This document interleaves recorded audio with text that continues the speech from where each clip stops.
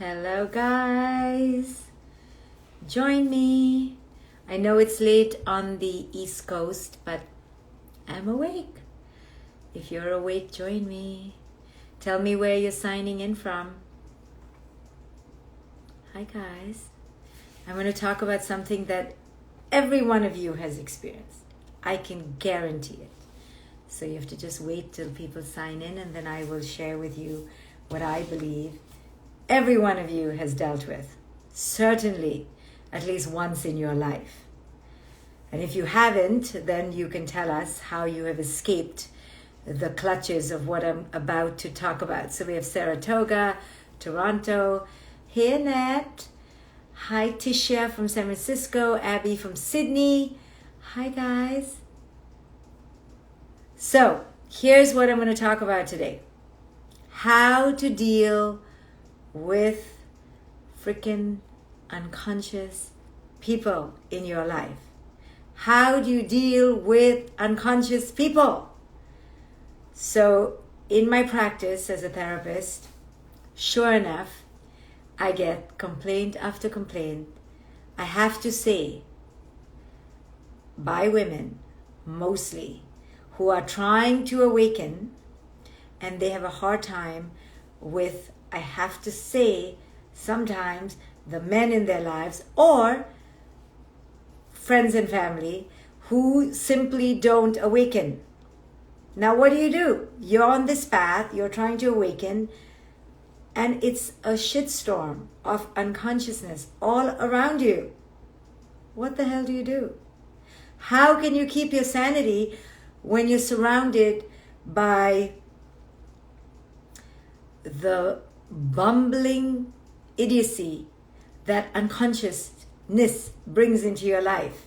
Here you are, like ready to have a conscious evening, and then some bloody unconscious person from your life, past, family, friends, calls you and dumps that junk on you.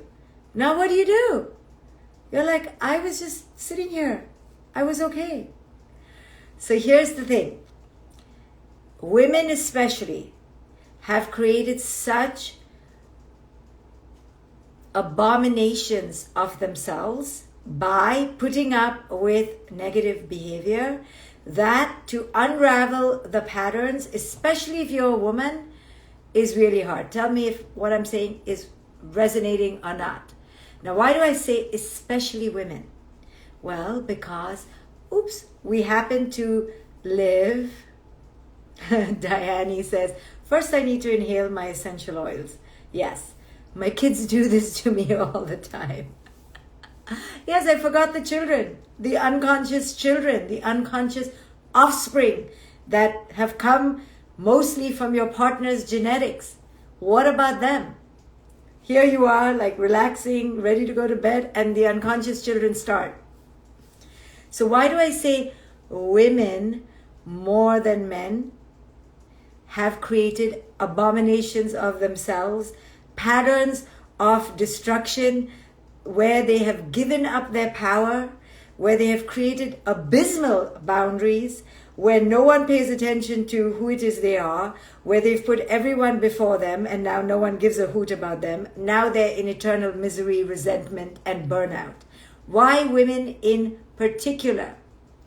Because women live and have grown up in this thing called a patriarchy. Now, we don't just live in a benevolent patriarchy. We live in a toxic, putrid patriarchy, okay? We have to accept it with a smile, but we cannot deny that it's a patriarchy of putrescence, okay? I say it all with humor because otherwise we will be depressed, okay, every day of our lives. If we really understood the degree of putrescence of our current patriarchy, we would be not getting out of bed. So we have to have humor. It is what it is. But we have to know what it is and not pretend it's something else. So women in particular have to deal with this bullshit, okay? Now, what does this patriarchal bullshit do to us women? We literally give up any vestige of who it is we could have been in childhood. Our parents train us, they condition us to zip up, to play small, to not know our worth, to stand at the back of the line, to put everyone before us, right? And even if our parents didn't do it to us, it's okay. The toxic patriarchy will seep into our brains and take over our minds and condition us into robotic stupidity, really, ignorance completely, where we live our entire lives as shards, vestiges of who we could have been. So women, more than men, have given up their power. Now, does this mean men don't give up their power? Please do not call me if you're a man saying, you only talk about women. Men give up their power too. Not the same as women, because we women have grown up in a toxic patriarchy. In the same way as white people cannot equate themselves with black people. Sorry, I have to say this. Sorry. I cannot control the mouth. There's just no comparison. In the same way, men cannot compare themselves with women, okay? Women in particular are at the bottom of the patriarchy. That's why it's called a patriarchy, not a matriarchy. If we were living in a matriarchy, I would be talking about the poor men. But we're not living in a matriarchy. We are living in a very toxic patriarchy. And the toxic patriarchy has a particular set of conditions that raise us women, in particular, to be silent, mute, servile, subjugated, and completely lacking of worth. So as a result, we women deal with unconscious males and friends and family more negatively than men do, because we are trained to be obedient. We are trained to shut up. We are trained to not technically be assholes. Okay? Now, men are not trained to be assholes. It's just that the patriarchy turns the other cheek. That's all. And men are not assholes. I did not say that.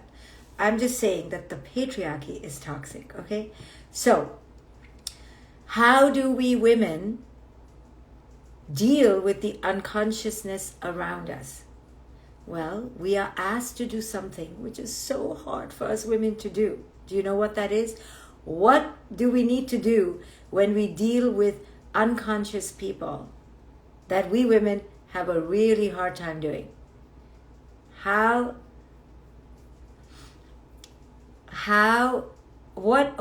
do we not know how to do?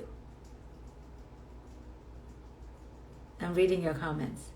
What is the one thing we women are pretty abysmal in doing? We get a C grade as a, collective. No, I'm waiting for your answer. Step away from the crazy. Yes. Nolari said it. Boundaries. We don't know how to create boundaries. You are right now listening to someone who has failed up until now, and even now I'm barely getting a C grade, in effectively, compassionately, with strength, creating boundaries. I only knew how to create boundaries two ways. One, not to create them. And two, if I did create it, I would only do it when I was acting like a freaking lunatic. Because to say no was so abhorrent to me that I could only say no if I was literally at the edge of sanity. So when I was at the edge of sanity, then I could say no. But by then I was a lunatic ready to be tied up. I didn't know, I'm learning how to create powerful, simple, effective boundaries. So difficult for us women because we don't want to create conflict. We are lovers. We are nurturers. We are connectors, right? We want to make people happy. But when people are so unconscious, we got to snap out of it and create boundaries. And because we want to be lovers in essence, to say no feels unloving to us. So we can only say no if we're completely out of our minds and we're screaming, or we just say yes. So one of the things that I write about in my book, A Radical Awakening, and in this book, by the way, I talk about my own journey in stepping into my sovereignty and my power.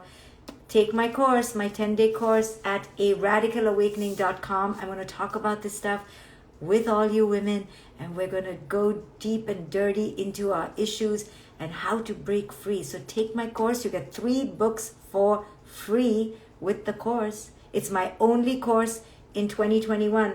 aradicalawakening.com. Yes.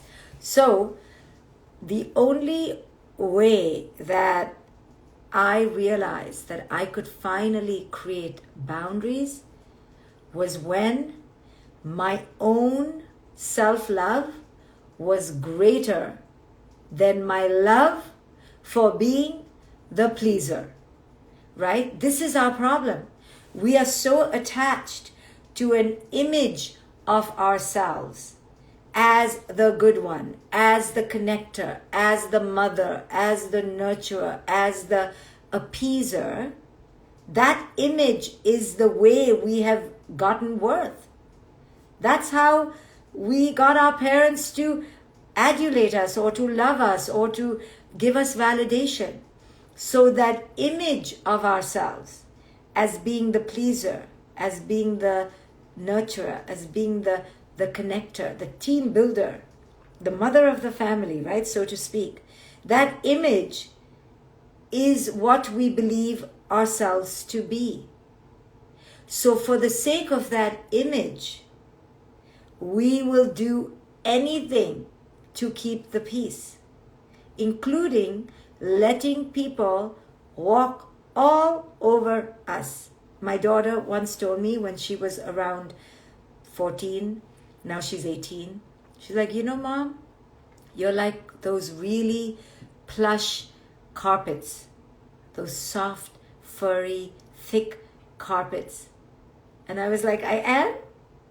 And then she said, yes, the carpets that everyone likes to walk on. I was like, I am? My daughter always tells me, Mom, just say no. I was like, how? She's like, N-O. 2 letters, 1 word. And I was like, don't make me say no, because then my image of the giver and always the one who's available will shatter.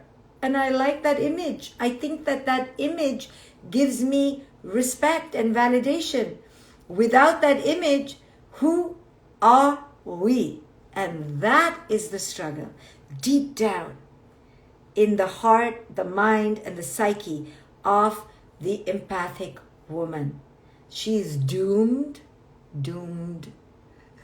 by the unconsciousness of those around her because she herself is unconscious. Now this was a bitter pill for me to swallow. I was like, me? Unconscious? How am I unconscious? I'm so nice. I'm so loving. And it was only when I went through my radical awakening, buy the book, take the course, buy the book, take the course. And I talk about my epiphanies in this book. It was only when I realized that I was actually living my image and not my authentic self that I had a somber wake-up call. I thought I was just being so loving. I'm like, how is being loving being false? I show you in this book, and I'll show you in the course. Take my 10-day course. It's my only one for 2021. And in this 10-day course, which is starting next month, with hundreds of women and maybe a few brave men, you will get 3 books for free sent to your house. If your country's customs allows, and if COVID allows, you will get 3 books included in the course. Why wouldn't you take a course to learn something revolutionary about yourself? So when we women realize that we are living a pattern, an image, we're living to an image of who it is we have been conditioned to be, then we realize that this image is a false image. And then, sorry, I have allergies. Then the question becomes, are we ready to let go of this image? Can we let go of our false ways of getting love and validation and replace these false ways with the authentic way? So the authentic way is when somebody is being unconscious around you, it's to leave, to walk away, to say no more, to disengage, to stop engaging in our practices of enabling, to be willing to tolerate not being seen as the good one and being seen as the bitch. When we are willing to pay the price for that authenticity, that's when we can handle the unconscious people in our lives. And then we snap out of being victims, we snap out of being martyrs, and we can truly embody our true self. Now, men are walking around full of their own false selves, yes? It's not just us women. Us women are doomed by our servility, by our silence, by our mutedness. But men have their own false self. The false self of aggression, of competition, of bravado, of their toxic masculinity, of not showing feelings. They're doomed in their own ways. But we're not talking about them right now because we are in a toxic patriarchy. So whether they are really suffering or not, they're not suffering as much as us women. So I'm going to take care of those at the bottom of the totem pole in this equation of man-woman and take care of us women. We women who raise the sons and daughters need to let go of our own false ways of acquiring love and worth.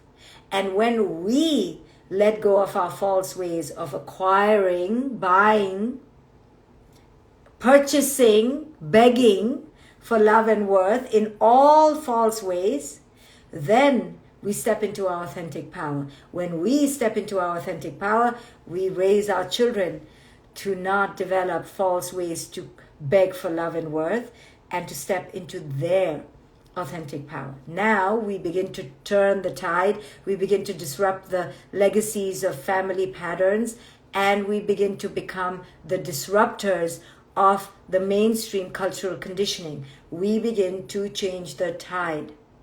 The tide can only be changed in the oppressed. The privilege will never change the tide, right? When Mahatma Gandhi helped the Indians to reclaim their power from the British Raj, the British were in India for maybe over 200 years. I'm paraphrasing, yes? He told the Indian people, don't be angry with the British. Don't spend your time wasting time fighting with the British. What you have to do is empower yourself from within. And he empowered the oppressed to rise up in their power. He taught the Indians to rely on their own textile industries. They began weaving their own cloth. They hijacked any purchases from British shores. They began to produce their own salt. They basically became self-reliant and self-governing to shut down the British autocracy, the British ships. They sent the British packing by becoming so powerful from within. Of course, it took many millennia. And then the British had no choice but to leave. The exemplification from this story is that if you're oppressed in your life right now, the answer doesn't lie in your oppressor. Never. Do not look to your oppressor to save you. The fact that you're being oppressed means they don't hold the key to your salvation. Only you, by rising into your sovereignty, can change the tide. So it is with us women. This is not being anti-men and men bashing and getting upset with your partner or really going home and rousing a fight with your husbands. This is not about them. This is about us waking up to our own power. And when we wake up, we begin to understand that we are not being held hostage by anyone. Now, of course, there is such a thing as physical endangerment and physical victims and being a physical victim of slavery or rape or subjugation or the Nazi era. Yes, there is such a thing. I don't want us to bypass that there is such a thing. But I'm talking about mental slavery, mental occupation, mental oppression. When there is no physical endangerment, then the power to release ourselves from mental oppression lies within us. So for us women, if you are right now in your life wondering how to deal with the unconsciousness, well, the first question you need to ask is a tough one. Is, how am I co-creating and co-perpetuating this oppression? Allergies. How am I co-creating and co-perpetuating my current oppression? Instead of complaining every time you pick up the phone that this person is freaking unconscious, I can't believe they talk to me like that. I can't believe they're so rude. I can't believe. Every time you say, I can't believe they, I can't believe he, I can't believe she, we have to change the narrative to, I can't believe I. I can't believe I. I can't believe I just picked up the phone. I can't believe I just engaged in a conversation where the other person's dumped their garbage onto me. I can't believe I just did this. Now, we don't do this with shame and guilt and self-hatred and loathing. We do it with, what about me keeps perpetuating this goddamn pattern in my life? Why am I in this again?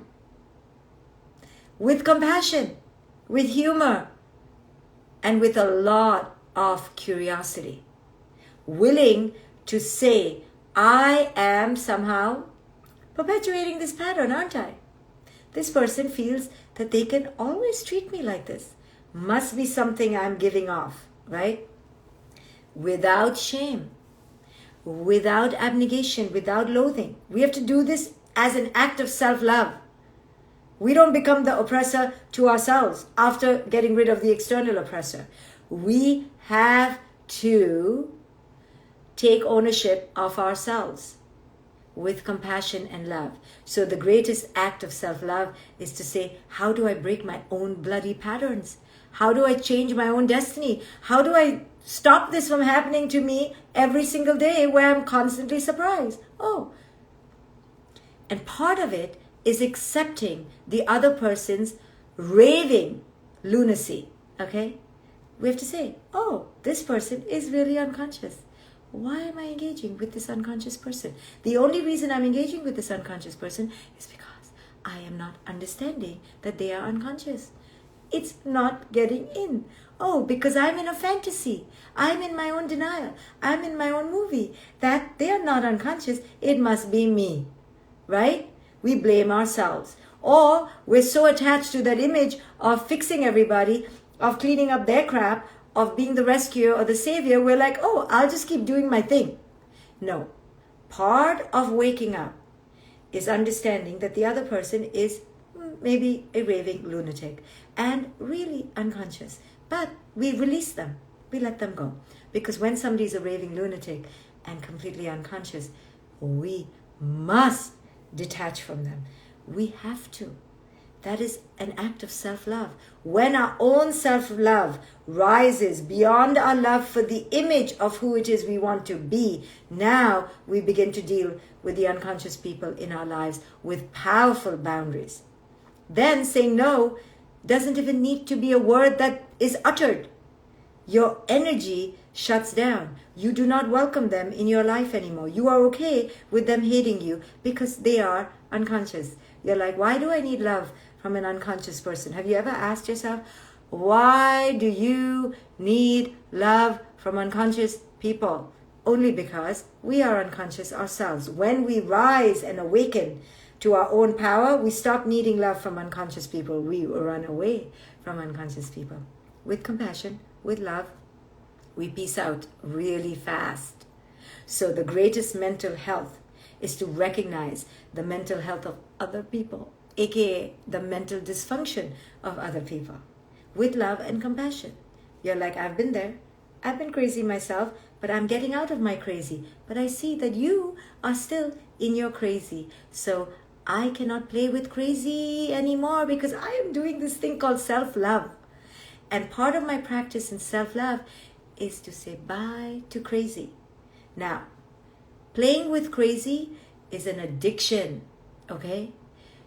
Because we are in a false version of ourselves.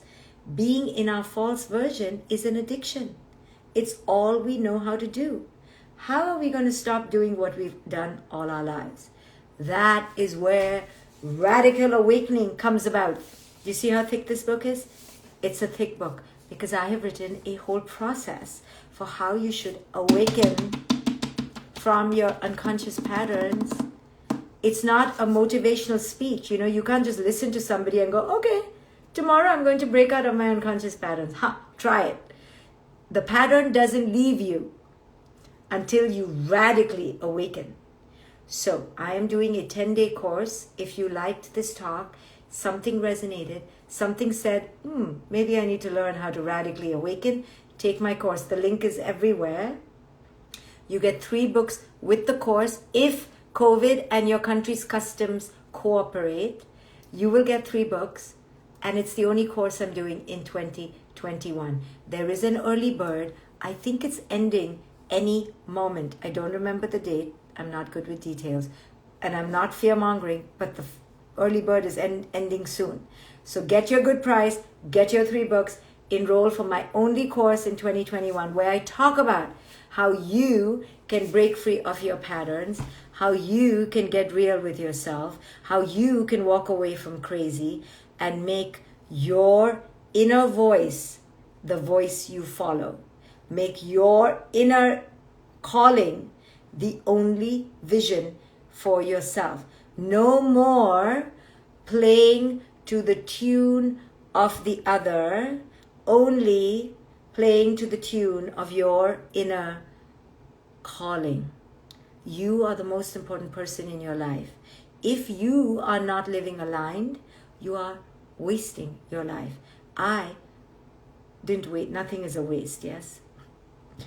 My daughter will be like, was I a waste of your time?